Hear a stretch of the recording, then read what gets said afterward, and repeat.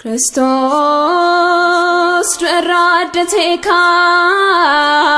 era do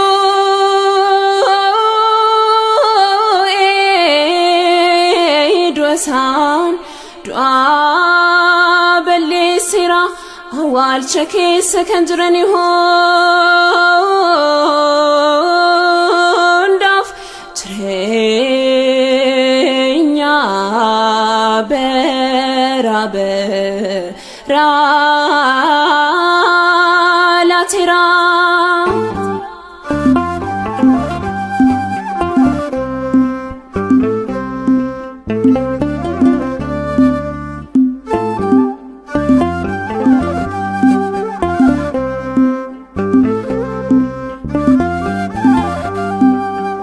Kofta Jesus era Tawahidoo du'amo era walchisa duwala awale menafne si olin digira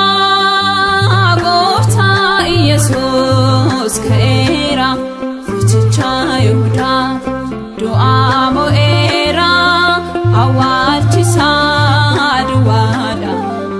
awale menafne si olin digira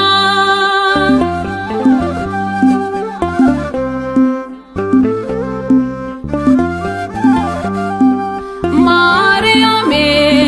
Magdalawiti hi sodate anabaketi demi hime misiracho ko gamechise opole wanko dubate rafamina dua ka uko dua mena Kofta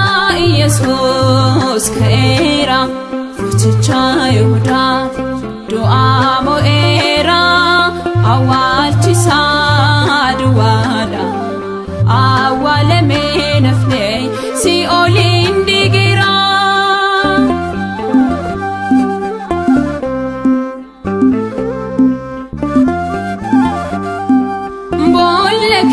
Sanjro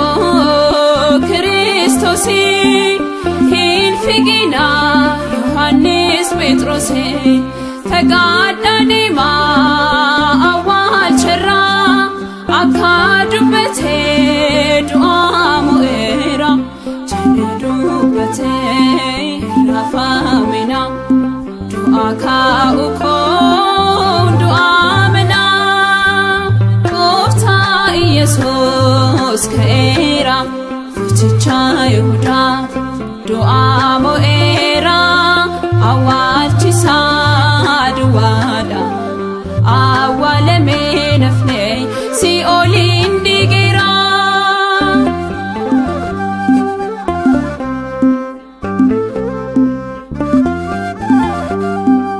Lucas fe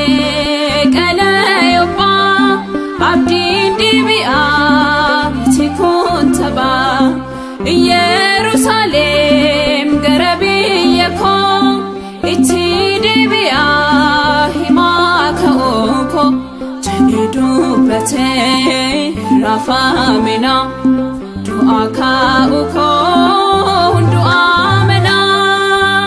Kofta Jesus era Tawahidoo du'amo era awalchisa duwala awale menafne si olin digira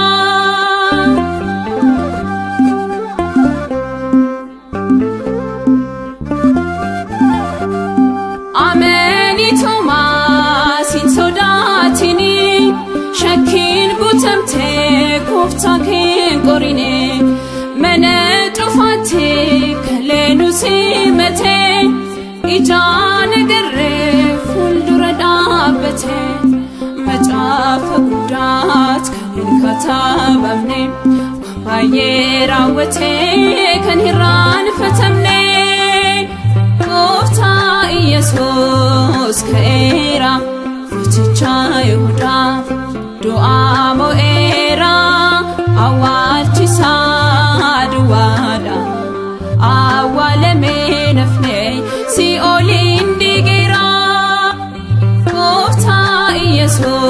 Yesuus ka'eera.